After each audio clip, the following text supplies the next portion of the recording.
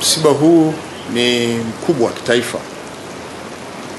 na ni mzito kitaifa pia, kwa sababu marehemu amekuwa kiongozi, amekuwa mtumishi wa umma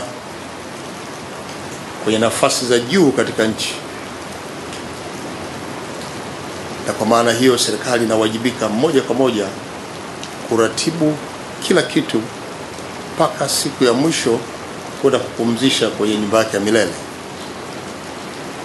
Na uratibu huu unaenda pamoja na kushauriana na familia, jukumu ambalo linaendelea kwa sasa.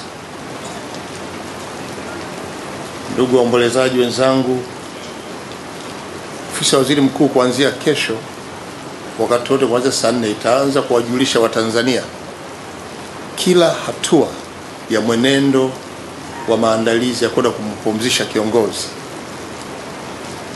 Ndugu waombolezaji, kwa sasa tunawasihi mwe watulivu kufuatia kwa mzee wetu, kiongozi wetu tangulia mbele za haki.